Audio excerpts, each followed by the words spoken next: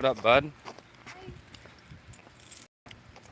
And there's no one here, mainly because it's cloudy. Daddy likes that. No one here to bug us. Bud, careful with the door. Thank you. You're the best. You recording or something like that? Live streaming. Oh, hello, people of the world. I'm gonna take a swim. Alright, how can I sit this so it's. I have an idea. Bear with me, I'm getting it set up.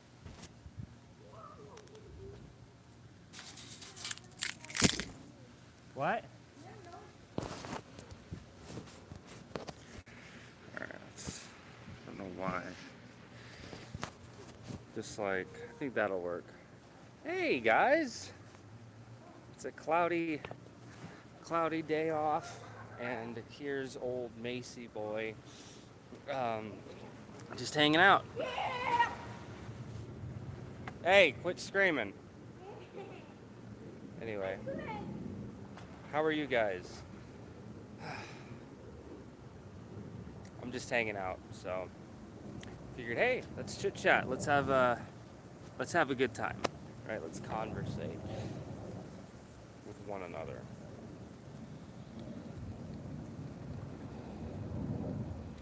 You know, today's a nice day, mainly because it's got a nice breeze. The sun's not beating down on us. Yeah, it's a little warm. It's definitely hot, but it's cooler than it has been in the past week. So, hey, huh? Good. So the game plan is to get back to the house. Well, hang out with him, swim, pick up some rock stars, and write. Write this afternoon once we're done here. I don't know. We'll figure it out when the time comes, bud. Yeah, so a lot of writing today. So I made a lot of progress yesterday, not as much as I wish. If I had one option to change anything, it would definitely be to. Huh? Yeah. Yep. You gonna help me make dinner? Good. Yeah. Yeah, so the writing is going really strong. Sooner or later, I'm just trying to keep writing. I'm not trying to go into any editing because there's two phases of edits that I need to do that are pretty big. I do my own personal edits when I write, like always the next day with a fresh mind. I go back, see all the typos and stuff like that. The one downside of I love using Scrivener. It's a wonderful program. Now, see, I think I'm a good writer, but I'm not the best speller in the world, and my grammar is very stylistic. So because different characters talk different ways, and with the story being from the first person perspective, you got to play with it a little bit. I got a lot of the dialogue I have to kind of, well, not even just the dialogue, just because it's written from the first person. Because it's written from the first person, I have to kind of constantly go back and reread to make sure it makes sense. Because it might make sense to that character because that's the way that they talk, but it may not make sense to the reader. So my little way of doing it is I always go back a day or two later. I read what I wrote before.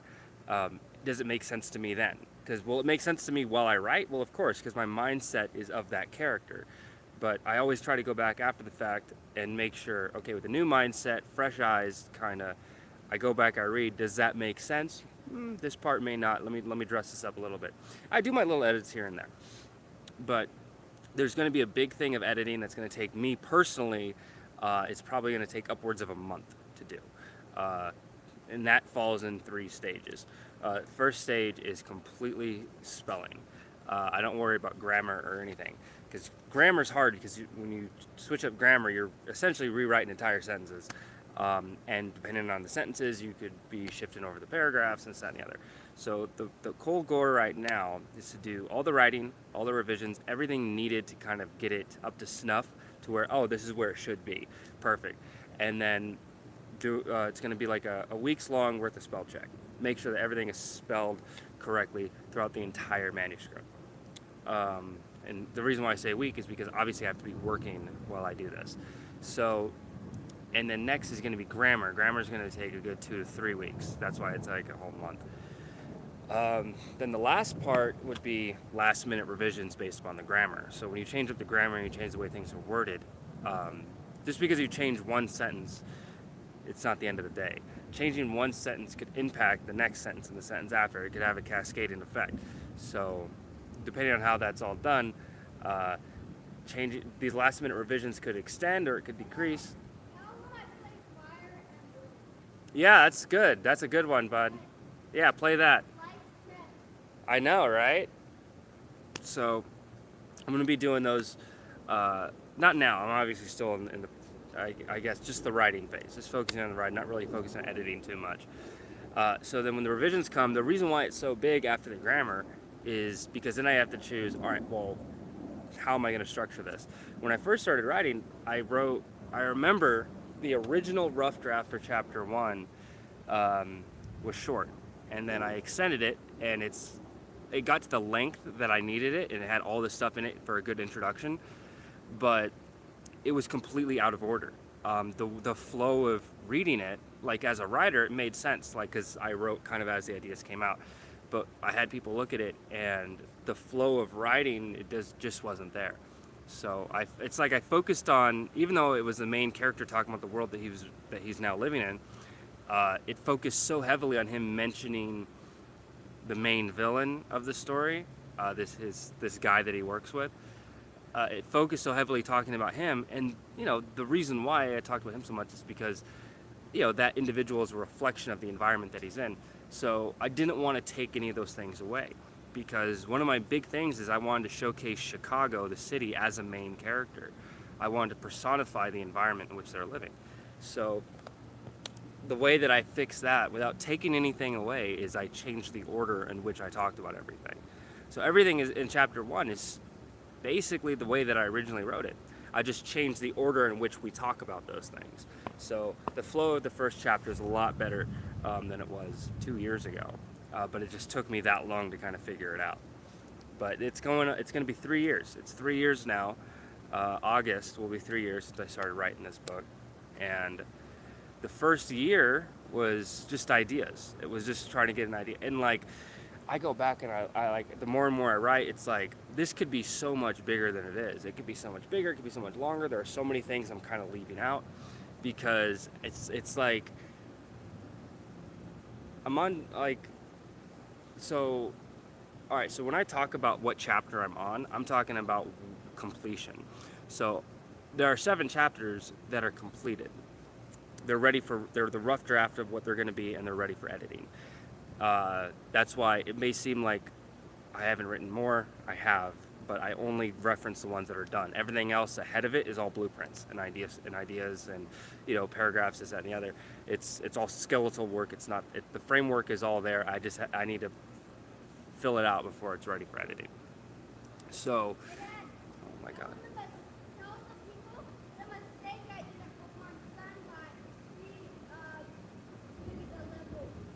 Oh, I'll tell you. I'll tell him later. I'm telling him something else right now, bud. He's a cute kid. Lost my train of thought. Give me a second. I'll remember it.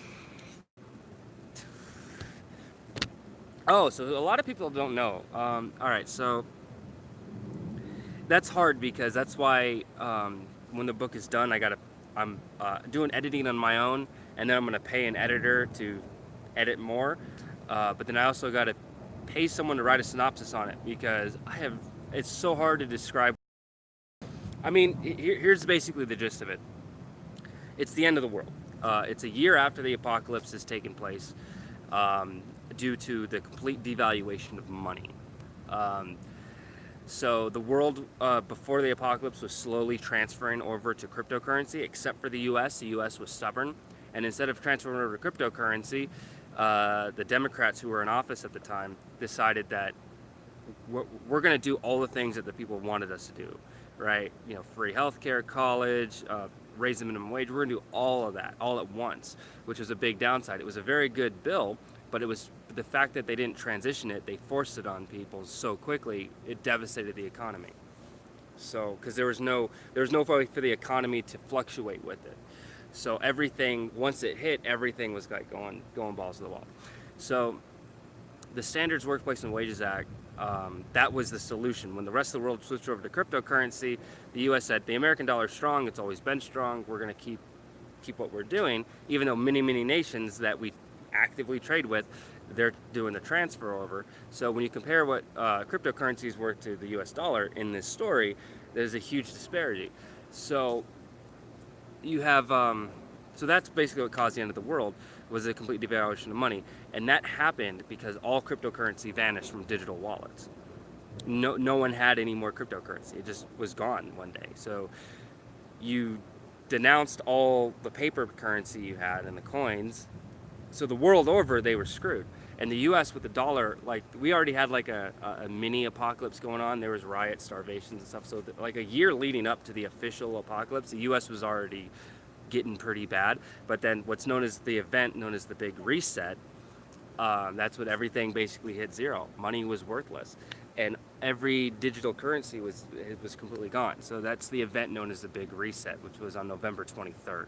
I don't say which year it took place, but I don't think it's really relevant. I mean, if you do the math in the book, if you kind of pay attention to certain days of the week and stuff like that, you can kind of break down what year this story takes place in, but I don't go out of my way and say it. And it's starting to sprinkle a little bit, so I got that going on. So yeah, it takes place in Chicago, and a day before my B-Day. Nice. Well, actually, the reason why I chose November 23rd is because it's my oldest son's birthday. It's a very special day to me. It kind of reset my life, you know, when I had him when I was 19. So love that guy. So anyway, yeah. So I kind of the story Shelter. You have three different perspectives. You have, because it takes place a year after the apocalypse. You have Scott, basically the main character. He came up to Chicago, and you'll find out as you read why he actually came up there. He's not from there. When the Big Reset happened, he was in Austin, Texas, but he made his journey up to Chicago for various reasons, which become apparent later on in the story. There's hints of it early on, but he doesn't really talk about it until, you know, until after the second act. That's when it comes to light what his purpose of being in Chicago was to begin with. So Chicago's divided in two. The Chicago River is like the border essentially, and there's a wall known as the barricade on the northern half of the river, kind of protecting off the two parts of the city. The north half is ruled over by police. The southern half is ruled over by gangs. So it's like free reign down in the south, and the gang leader Shaw kind of is the one that calls the shots down there. Scott works for Shaw as a runner. He does various tasks, goes around different places. His specialty is human trafficking. Shaw, because this is how his character is the whole gang mentality. When someone wrongs him, he takes care of business. So if someone runs off, Shaw wants that person brought back. He has Scott and a couple of his buddies go retrieve that person. So, but this is the world that they live in. Up in the north, they're slowly hanging on to the old world. Obviously, money is not a thing, so everything's kind of state-run and rationed out. It's pretty dismal up there, but it's almost like normal life in the northern half. I mean, there's no cars running or driving around or anything, but, you know, people are in some way, like there's still airplane deliveries and stuff coming in. You know, it's weird because when you look at it, it's a different take on the apocalypse. Because, yeah, the world has ended, but it's tried to be grounded a little bit more realism. Some things are still going to be functional. You're still going to have some level of infrastructure. So, you know, you learn that in the story, the whole premise of the North still kind of like hanging on is because there was a government program that was instituted in the catastrophic event of some sort of world-ending event we maintain infrastructure in the major cities, we maintain order, we try to keep things afloat. And yeah, Chicago's one of the cities where it would have been completely devastated, but by the cops seizing control in the north and closing off the south, they've kind of taken control of the airport, which is very important for getting goods and stuff coming in and resources.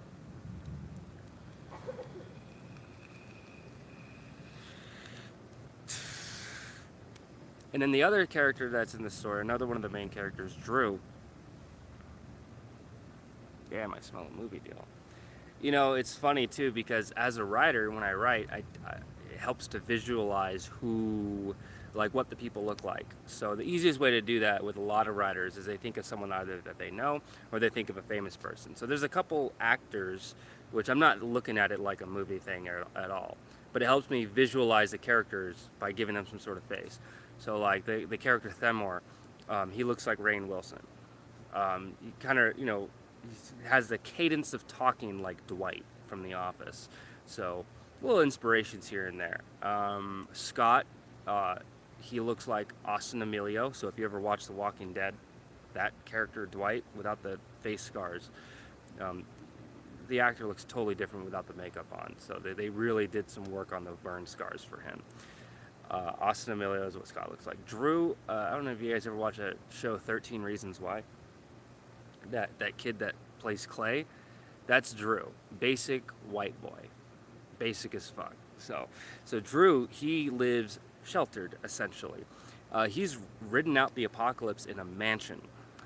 He has Secret Service that have attended to, making sure that they have supplies for his family and all this stuff. And he's just a kid. He's only 17. And he doesn't really know what the hell is going on. His mom is a U.S. state senator, and she claims to be that they're living there for work purposes, but he doesn't know much about the outside world.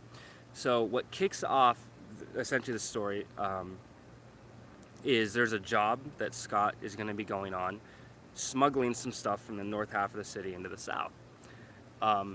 For Drew, Andrew, what kicks it off for him is, so he can't leave the cul-de-sac in this gated community that he lives in. His parents are like, no, you can't. Like, we'll let you hang out, and, whatever, but you can't leave. And he's like so curious about the outside world, and because he's like, well, is it bad? Is it not bad? Like, you guys make it seem like it is, but you won't tell me about it. So I'm curious. He's a kid. He's rebellious. So he slowly but surely over the course of the year living there, all except for one of the Secret Service agents guarding his mother, left. And there was a whole team of them. There was like 8 of them when they first got there, but slowly but surely they all left.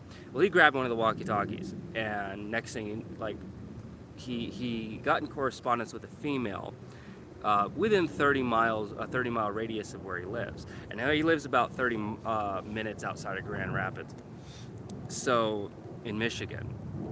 So I think you can kind of connect the dots. Like, we're going to start off in Chicago, we're ending the story in Grand Rapids. Well, just outside of Grand Rapids. So Drew gets this crazy idea. He's talking to this girl. She convinces him, like, hey, let's meet up, basically. So then that kicks off his story, kind of like the parties converging and meeting together. So I think once the whole thing's wrapped up, I'll have a better way. Oh, and then the last thing is, between the different character chapters, so you have several chapters that will follow one character, several chapters that will follow another. Interspersed in between these chapters are these diary entries, which, once again, will make sense through the course of the story. Why are we reading these diary entries? Like, how does the character in these diary entries factor into the story? You will see as the story goes on. So this character, you see her perspective from the beginning of the apocalypse. So she has a diary entry, she has a life and stuff. So every now and then it might be 10 pages of diary entries, or it might just literally be a couple words. It's kind of like however you would write a diary, whatever you want to talk about. So she kind of talks about, every couple days she'll make an entry leading up to the big reset. And then her diary entries go so far as to a certain point in the story in which it would be obvious that she wouldn't be writing it anymore. Trust me, just me saying that, you're not going to understand what happens just by that. Like, you can make your guesses, but you know, there's a reason why she doesn't ride it. Not dead. It'll make sense when you read it in the story, though.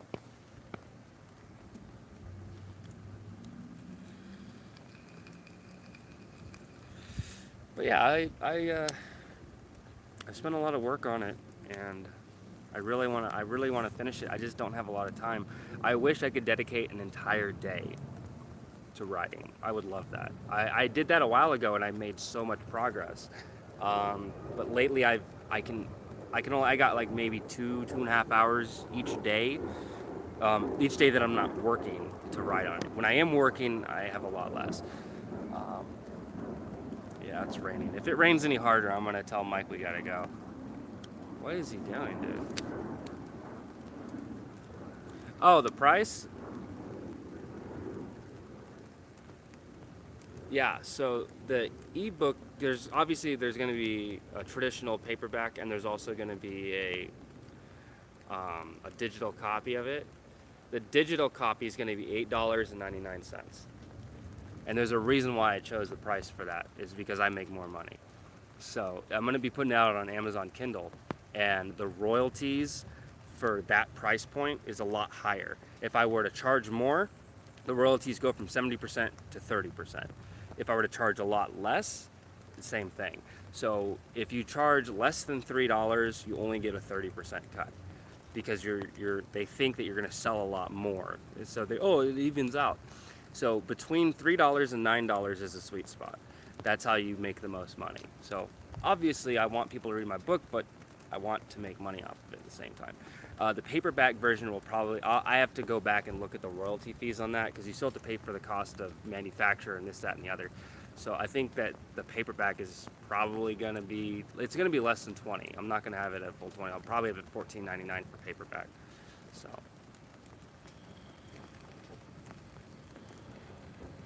But when the entire book is done, the entire rough draft of it, I am going to start a Kickstarter for it. And that's the plan, at least, to help fund, because I'm going to need to, because I got to pay editors, this, that, and the other. There's a lot of ways I've cut corners. Like, I made my own cover for it, you know. I mean, it's basically editing, proofing it all out and getting it all ready to distribute and all that stuff. I'm going to need probably $1,000. And that's accounting for the cut from the Kickstarter, because Kickstarter takes a percentage as well. So after accounting for all that, $1,000 and I'll be able to do it, no problem. So everyone that donates will get a copy of the book. Even if you donate a fucking dollar, you'll get at least a digital copy of the book. So, yeah. Come here. What's up? It's raining. Do you want to go in? No, what are you doing? I can't see. Okay. Damn, dude. I thought you were trying to give me a hug, like you're soaking wet. I was sleeping. Why were you sleeping? Because I fell asleep and I was dreaming. About? Minecraft. Like I was in it and playing it. Yeah, it's starting to rain pretty hard. Do you want to get going, or? Yeah? I had a great sleep, though. I want to sleep again. You slept in the jacuzzi. You want to go home and take a nap? Yeah. Why? I'm tired. Well, your brother doesn't go down for almost an hour. Okay. Are you want to go to the store with me real quick? I'm just going to go to the gas station. We're going to take the truck. Oh, okay. Yeah? Do you have your flip-flops? Like, when I got out of the street, I couldn't see. Could I close my eyes when I was walking? No, they looked open to me. I couldn't see for a minute. Do you, So everything looks black when you're blind. you want to, I can't remember what I was trying to say. Do you have your flip-flops, or did you not bring them? In the room. Oh, that's fine. So, yeah, the trucks should be parked right up front, if I remember. So we'll get in the truck. We'll head to the gas station. Are you hungry yet? A little bit? Can you make you some lunch? I'm tired. Okay, bud. Look. All right, well, how about this? How about I'll go to the store, but you can go back home. Okay. You want to just do that? Go ahead and get your towel.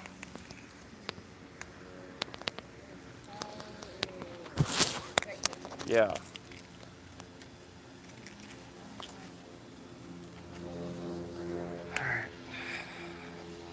I mean, what do you think? No, no. Whenever you're ready, bud. So, what do you think? You asked about the price point. Do you think that's fair?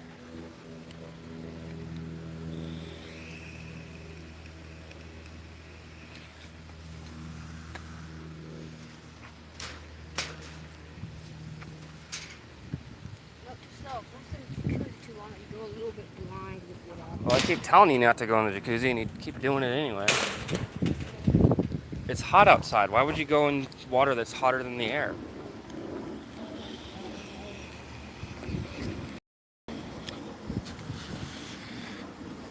So you know that whole judge cover thing? Oh, I'm talking to these guys. I want to listen. No, I'm talking to the stream. I know I want to listen to that. Yeah, so the whole judge a book by a cover thing, right?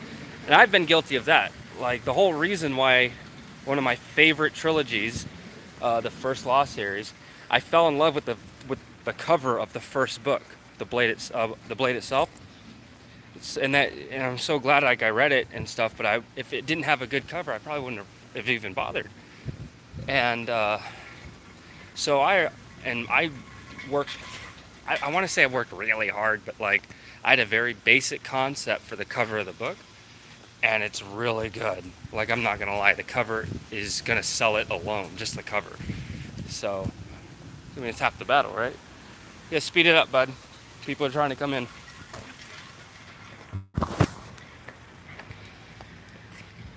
Okay. Oh, now you want to go with me? Okay. Oh, no. You don't have shoes. You can't go in the... No, just go home, all right? I'll be back in a minute. Do you need anything? You want juice? Apple?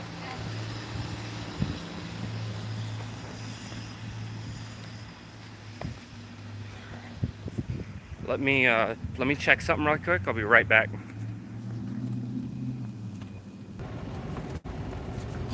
Bluetooth mode.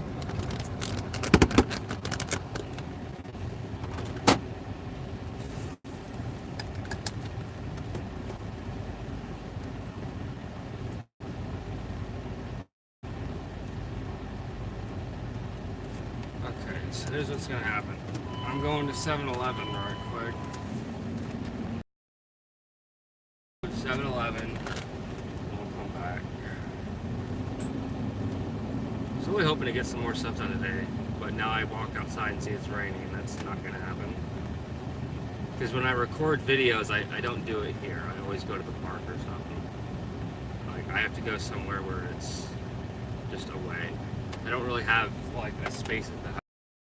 Man, it's like when you guys see me stream when I'm out and about, it's so much more lively than at the house, because at the house it's like I have to be calm, I have to be quiet, I can't be as energetic as I normally am.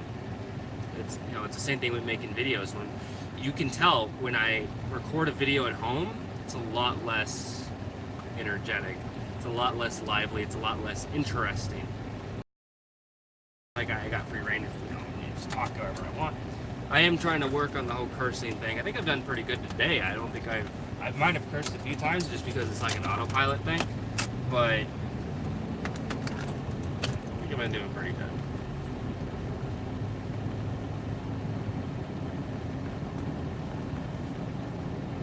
And I need new windshield wiper blades because the ones I have, like the rubber seals, like the rubber's not even on it anymore. And this dude behind me can't drive. Once again, yet another one of those. What is wrong with people? So I'm actually gonna like leave the phone in the car while I run in real quick. So if you guys could, because I want to charge. So if you guys can do me a favor and just write a whole bunch of stuff so I have actually stuff to talk about when I get back, that would be great. So give me just a second, I'll be right back.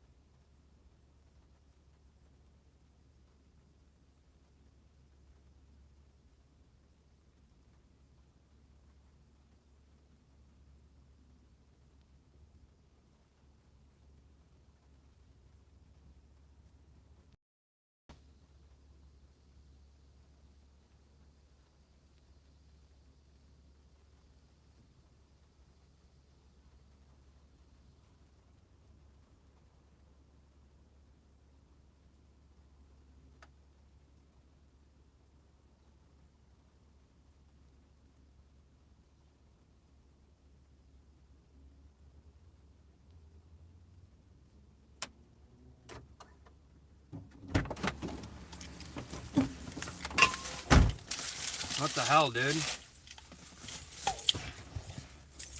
I can't stand it when I go into a gas station. People want to like chit chat with the clerk. Oh God.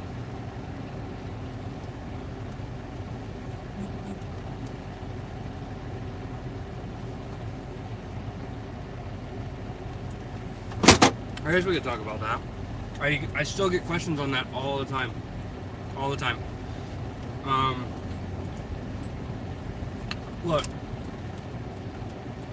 people get kind of triggered because HVAC it's a very skilled trade, but it's relatively easy to learn if you have the aptitude for it. I always recommend people to join, if they're into that kind of stuff, to get into it. But it's not for me. Like, hell, just to be clear and present with you guys, not even TaskRabbit's for me. I don't like it. I like making money. I like working. I'm good at what I do. Doesn't mean that this is what I want to do for the rest of my life.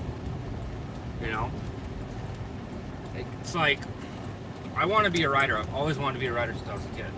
And this is the furthest progress I've ever made on anything I've ever written, and that's like where my focus is as far as my future. But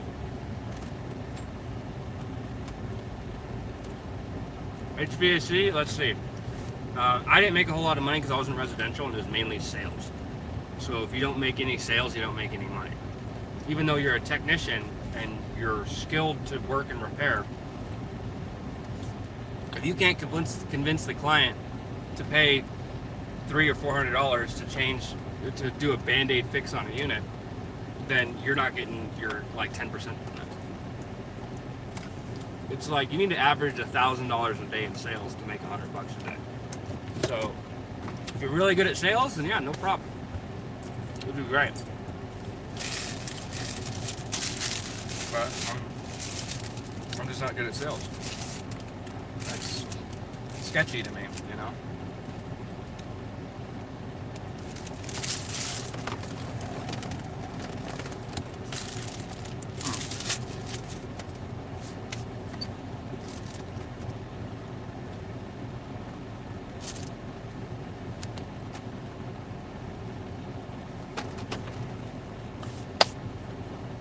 If you can go like get an apprenticeship with a union, that'd be a good bet.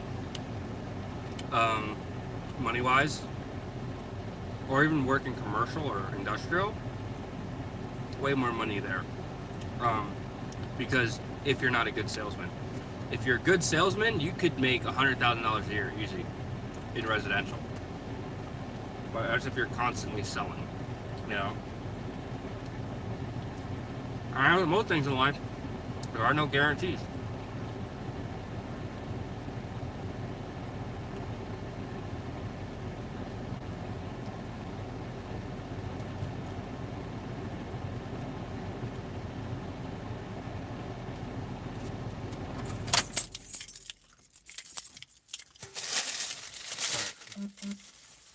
What was that?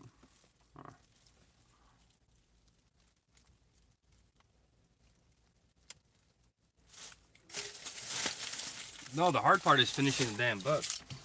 I know it once it's done, edited, like put up, once it's completely finished and ready to sell, I have full confidence in me being able to sell the book. I'm pretty good when it comes to SEO and marketing and stuff like that. I mean, I was able to grow my YouTube channel, with minimal effort, for God's sakes. I should be able to sell the damn book. So I'm not worried about making money off the book. I'm worried about finishing it because it's one of those things where I can't, I have to work to make money. So the book has to I have to work on it when I have time, Like if I had an entire 1 month, an entire month off, the book would be done. But I don't have the kind of money to set aside to say, oh, I'm going to take off this next month. I'm going to work 8 hours a day. I'm going to finish this book. I don't have that luxury.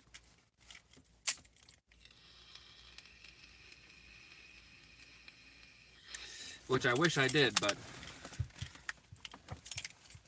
unfortunately I don't.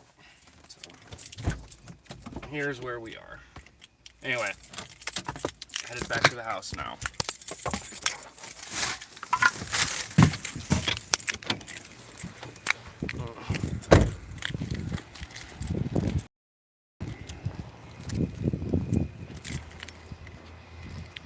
Anyway, I'm your oh so beloved and glorious Mace Valor, signing off.